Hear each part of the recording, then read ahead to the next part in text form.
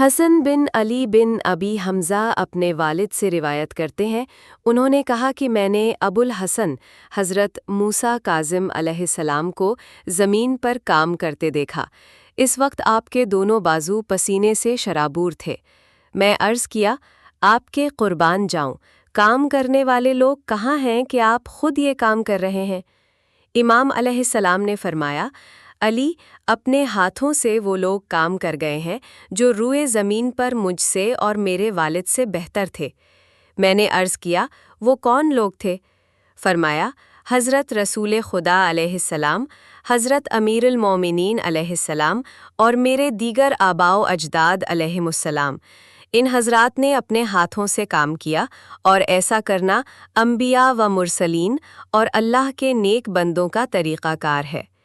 من لا یحضرہ الفقیہ، جلد 3، صفحہ 98، میزان الحکمت، رقم نمبر 17638۔ یہ روایت ظاہر کرتی ہے کہ امام موسیٰ کاظم علیہ السلام ذاتی محنت سے کام کرتے اور زمین پر زراعت کرتے تھے۔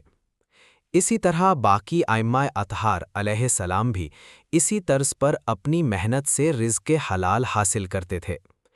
اس سے ثابت ہوتا ہے کہ ائمہ معصومین علیہ السلام کے گزر بسر کے ذرائع میں سے ایک اہم ذریعہ ذاتی محنت، خصوصاً کھیتی باڑی اور بعض اوقات تجارت بھی رہا ہے۔ جیسا کہ آپ جانتے ہیں، بعض ائمہ علیہ السلام جیسے امام موسیٰ کاظم علیہ السلام نے اپنی عمر کا ایک طویل عرصہ قید خانہ میں گزارا، یہاں تک کہ اسی قید میں شہادت پائی۔ اسی طرح امام حسن عسکری علیہ السلام فوجی محاصرہ میں زندگی بسر کرتے رہے۔ ایسے حالات میں ان حضرات نے شاید اپنی وراثت سے گزر بسر کی ہو۔ نیز بعض ائمہ علیہ السلام ظلم پیشہ حکمرانوں کی دشمنی کے سبب شہید کر دیے گئے اور انہیں عمر دراز حاصل نہ ہوئی۔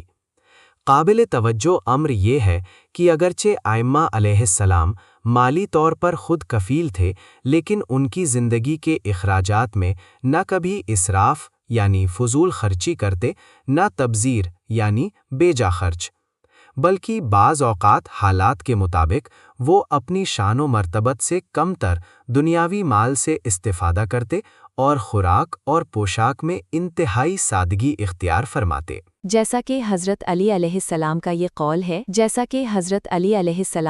قول ہے، الا و ان امامکم قد اکتفی من دنیاہ بتمریہ ومن طعمہ